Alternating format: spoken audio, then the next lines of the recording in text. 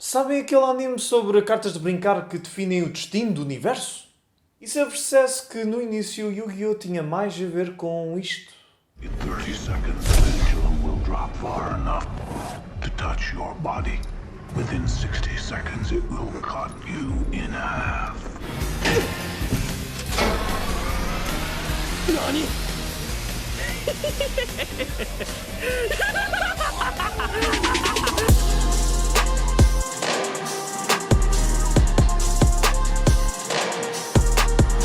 Yu-Gi-Oh! Era uma série dedicada primeiramente a vender isto. まず3を予約して特別限定超レアカードを手に入れろ E sabem que mais? Foi muito bem sucedido a fazer isso mesmo. Em 2009, o jogo de cartas Yu-Gi-Oh! Foi nomeado pela World Guinness como sendo o jogo de cartas colecionáveis mais popular de sempre, tendo vendido mais de 20 mil milhões de cartas. Até já ultrapassou o Magic the Gathering, que tinha um avanço de uma década. O próprio anime mantém-se tão popular como as cartas que tenta vender. Começou com Duel Monsters em 2000 e continuou com GX, 5Ds, Zexal, Arc V, Vrains. Quem é que anda a inventar estes nomes? Mas a versão que chega a Portugal internacionalmente é apenas uma versão censurada da versão original japonesa, que por sua vez é soft em comparação com uma outra série que apareceu antes e que foi basicamente esquecida.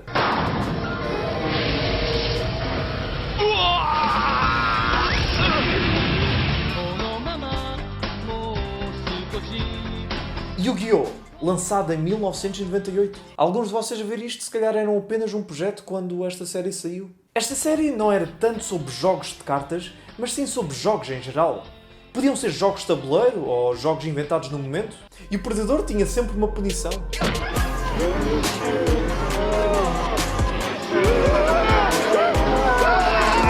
Até podem ver que há indícios que ficaram na versão que cá chegou, como quando Panic quase queima Yugi vivo. Por acaso o manga neste caso é mais soft. Yugi só joga com uma corda ao pescoço. A maior parte destes animes longos origina-se de banda desenhada e são geralmente adaptados fielmente, até copiando painéis diretamente.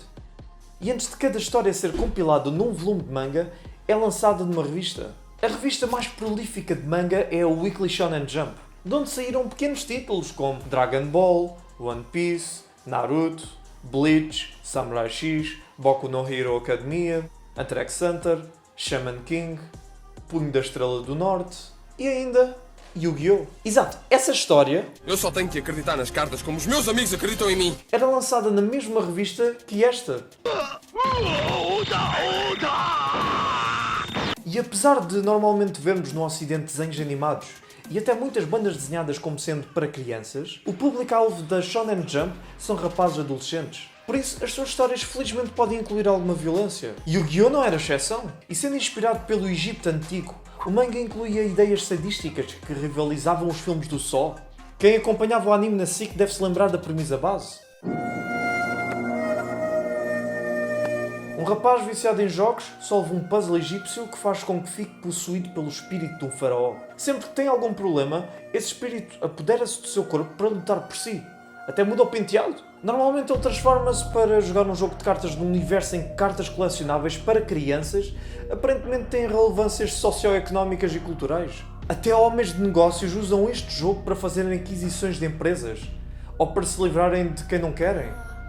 É como se aqueles duelos do século XVIII tivessem continuado a existir, mas os oponentes usassem cartas colecionáveis em vez de pistolas.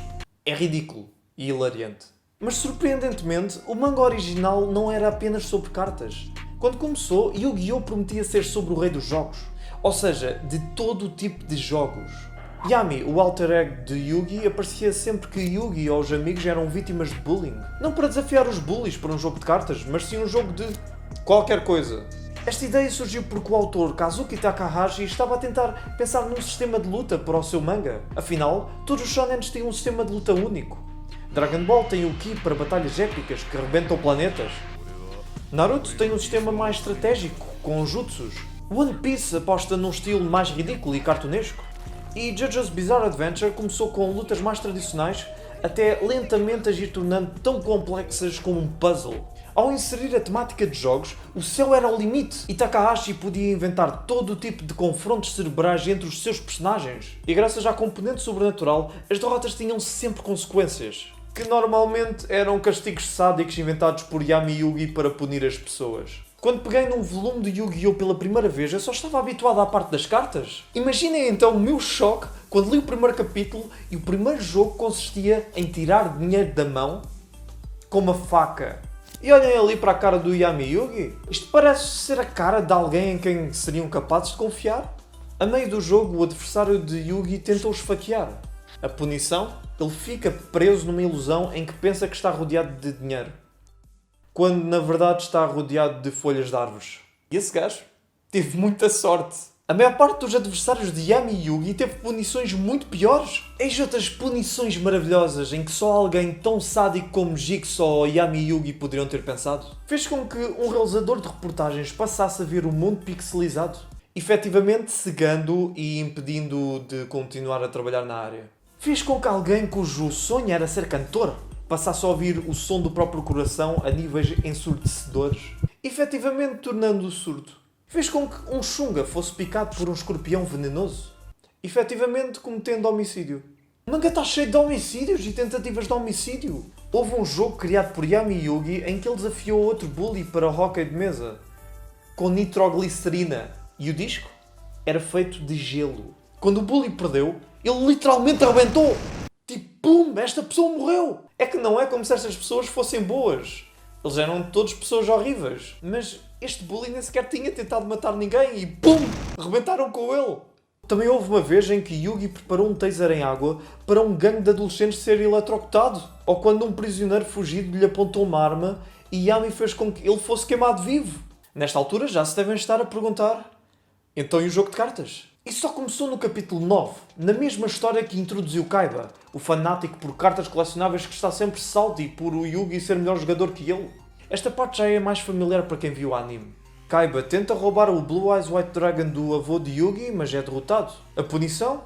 Fica temporariamente preso no mundo das cartas, onde tem a experiência que teria se aqueles monstros o estivessem a matar. O jogo de cartas chamava-se Magia e Feiticeiros. Era basicamente um tributo a Magic the Gathering. Como o manga era episódico, cada jogo não passava de 1 ou 2 capítulos. Este não era exceção. Kaiba basicamente seguia a lógica de quase todos os outros bullies que apareciam no manga. Mas então a Shonen Jump começou a receber cartas e mais cartas, de fãs a perguntarem se aquele jogo existia mesmo e onde é que poderiam comprar aquelas cartas. E foi assim que Takahashi ganhou o jackpot. O manga foi lentamente centrando-se cada vez mais em cartas, até se tornarem completamente centrais na narrativa. Mas felizmente isso não significa que o sadismo desapareceu. Antes de Kaiba regressar, Takahashi apresentou o seu irmão Mokuba. Vocês sabem? Aquele puto que estava sempre a ser raptado e a ser inútil. O Seto Kaiba é o meu irmão e ele é o melhor duelista que alguma vez existiu. Mas agora, graças ao Yugi, ele foi-se. E ele tem um gangue que ameaça Yugi com tasers e Uzis. E uma faquita. Está ali, tipo, um palito no meio de armas. Yugi e Mokuba jogam um jogo de cartas tipo xadrez, mas com monstros. E se Yugi perder, o próprio Mokuba vai-lhe cortar um dedo. Muito gangsta, hein? Alguns capítulos mais tarde, esse fedelho de merda quase mata Yugi e Joey num jogo de roleta russa com comida. Escusado será dizer que ele quase se mata. Então, depois disto, Kaiba finalmente regressou. Mas agora ele estava todo fodido. Se acham que ele era salty no anime, isso não se compara com o que ele fez no manga. Depois de não ter conseguido a carta Blue Eyes do avô de Yugi, ele foi procurar as 3 outras cópias que restavam pelo mundo. E conseguiu já as 3 ao levar um negócio à falência, fazer acordos com a máfia e levar um tipo a cometer suicídio. Tudo por causa de uma carta colecionável. Em vez de simplesmente pedir uma desforra como qualquer pessoa normal, ele construiu um parque temático com uma zona escondida onde prendeu Yugi e os seus amigos. Para escaparem, teriam de passar 5 níveis de jogos mortais. E pronto, para se vingar de ter perdido num jogo de cartas, ele contratou fuzileiros, um torturador e eu não estou mesmo a gozar, um serial killer. Sim, ele contratou alguém que é basicamente o Jason Voorhees. Felizmente, graças a Joey, ele é queimado vivo. Imaginavam isto aparecer num desenho animado das manhãs de sábado? E o parque temático tinha 5 níveis de armadilhas mortíferas, incluindo um jogo em que quem se risse levaria um choque de 10.000 volts e outro jogo com uma guilhotina que cortaria as mãos do predador. Isto era basicamente o precursor do Sol. Como se não bastasse ter construído um sítio de propósito para matar um grupo de adolescentes, Kaiba ainda por cima tem o descaramento de fazer estes jogos serem gravados em direto para ser vistos por uma audiência. Ou seja, Kaiba fez a sua tentativa de homicídio pública. O final deste arco já é a história que toda a gente conhece. Kaiba rasgou o Blue Eyes do avô de Yugi, usou 3 Blue Eyes para quase ganhar e então Yugi tira um Exódia do cu que o faz ganhar o jogo automaticamente. Como punição, Yami Yugi decide até ser soft e em vez de executar Kaiba, põe-no em coma durante 6 meses. Então aprendemos como é que Kaiba ficou tão fucked up. Quem viu o anime deve se lembrar que ele tinha um pai adotivo chamado Gozaburo Kaiba, que o obrigou a estudar e pressionou para ser o melhor em tudo. Como vingança da pressão que tinha sido posta em cima dele, Kaiba rouba-lhe a companhia. Mas o que o anime não diz é que assim que foi derrotado pelo filho adotivo, disse-lhe para ele ver o que acontecia a um predador. E então, atirou-se de uma janela à frente de um pequeno Seto Kaiba, que só sorria após um trabalho bem feito. I draw!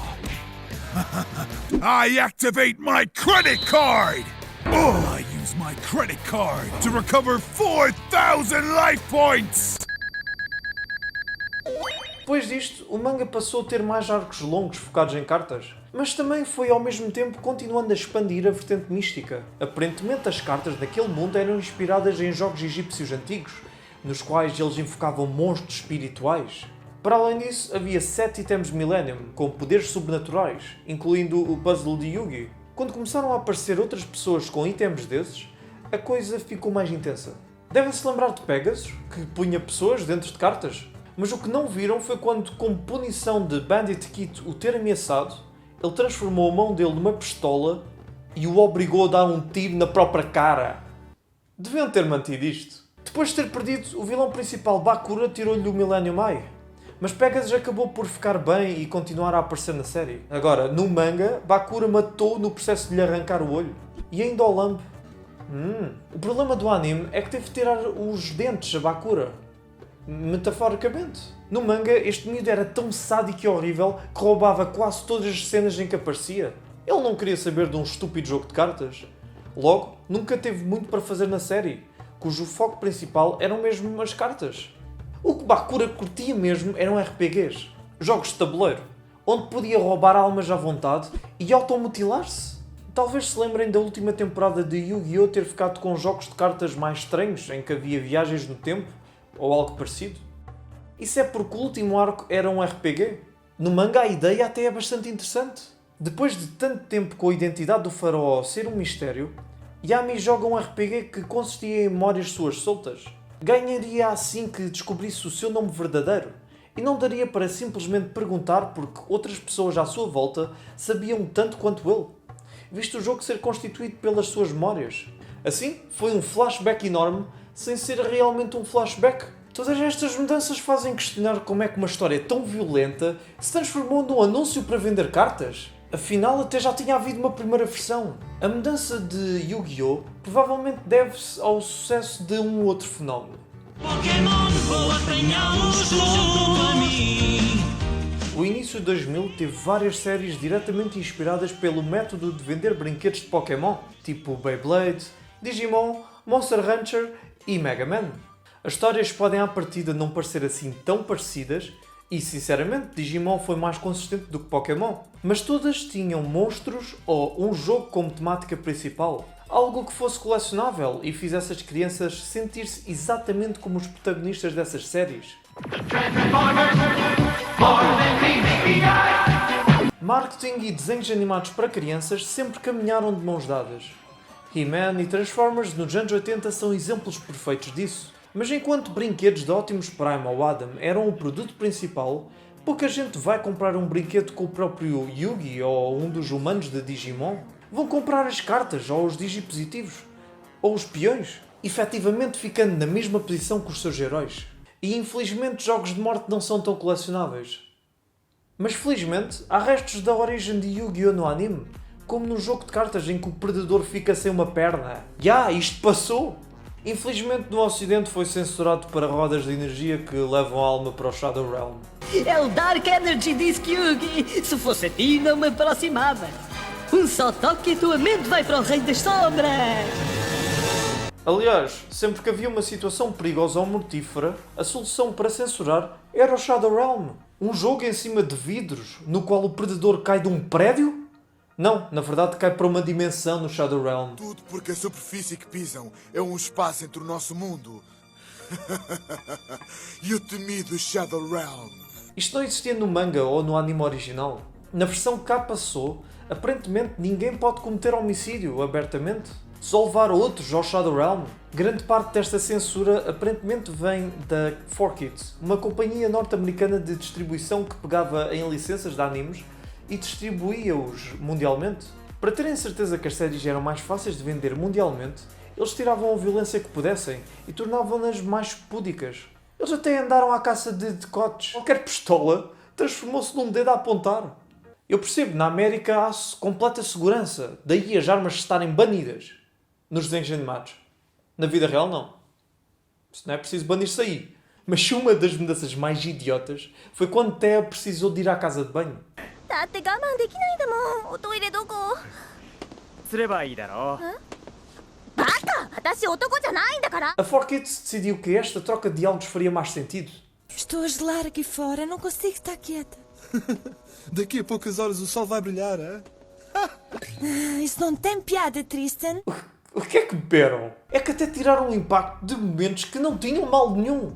Por exemplo, Kaiba aparentemente tinha uma grande tusa pelo Yugi, porque ele próprio era uma reencarnação do servo do faraó. E a sua opção pela carta Blue Eyes White Dragon deve-se ao facto de este monstro ser o espírito da mulher que ele amou há 3000 anos atrás. O primeiro foreshadowing que nos dão vem num flashback.